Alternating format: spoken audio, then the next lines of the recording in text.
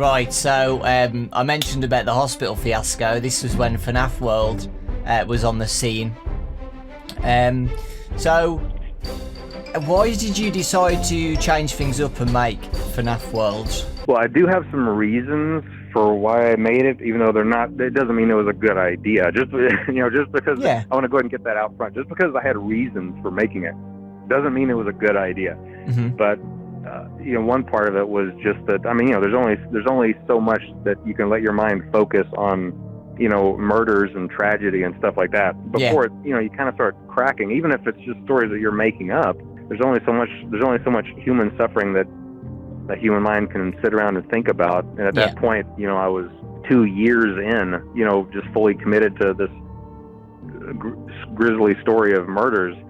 And I had to make something more lighthearted. And in hindsight, what I should have done is, I should have used that for a troll game, or I should have, made something like, Foxy Fighters. I should have just done something that was obviously for fun and not tried to somehow tie it in to a canon game. And that's obvious to me now. But like I'm saying, like I was saying, I wasn't thinking completely rationally at the time.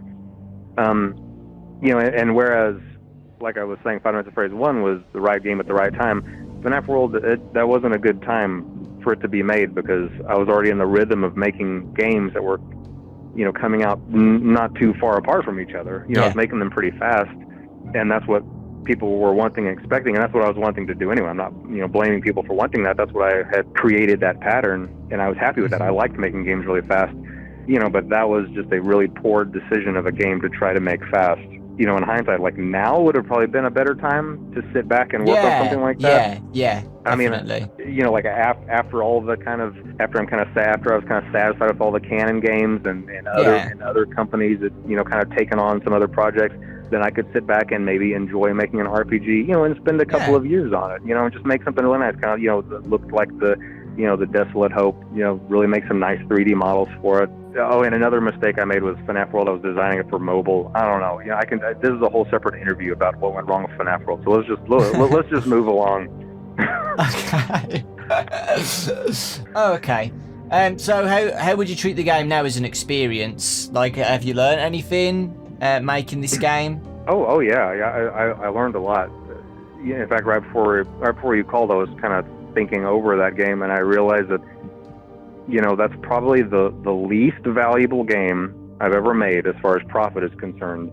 But it's also the single most valuable game out of the entire franchise. And the reason is because what I learned from FNaF World is what is driving every single project going on right now. It is serving as the gemstone of quality control in my mind, and it has solidified exactly what I have to do going forward. If I was treating the movie as I was treating my game series at the time I made FNaF World, we would be 3 movies into the FNaF movies by now. And they would probably be terrible. If I had the mindset that, oh hey, it's Five Nights at Freddy's, people will love it, regardless of quality, then we would already have several movies and they would all be terrible. I mean, and this, Ultimate Custom Night would have come out way too soon, and it just served as a really important lesson for me that you should never take, it taught me to never take for granted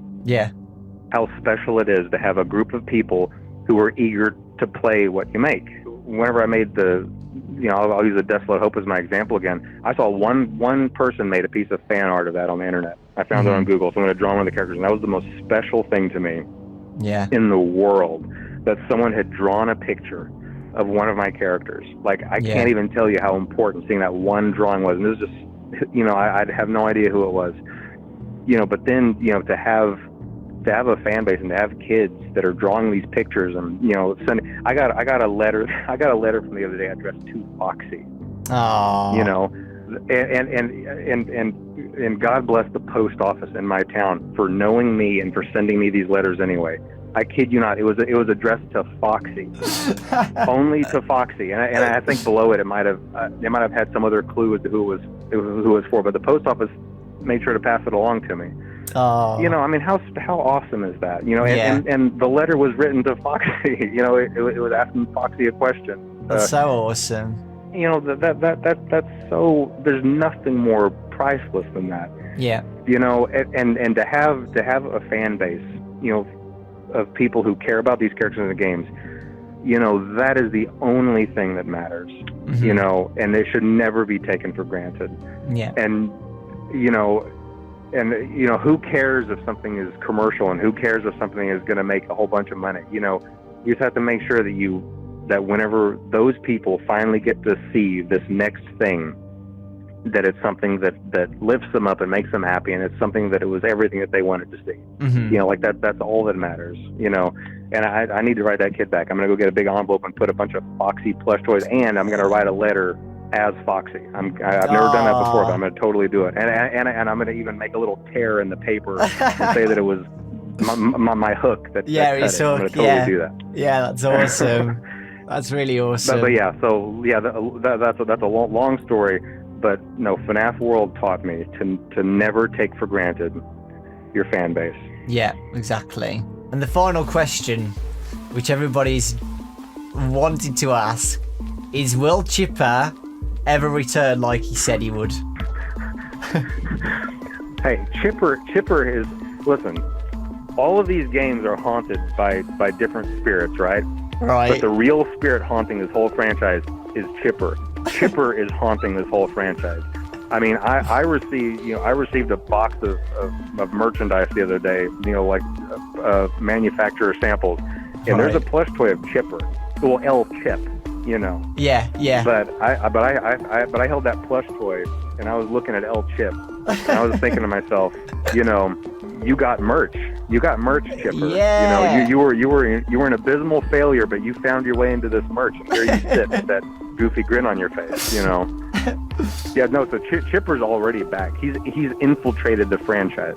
Yeah. Well, so L Chip to you was a reference to Chipper. Oh yeah, of course he is. Yeah, thought so.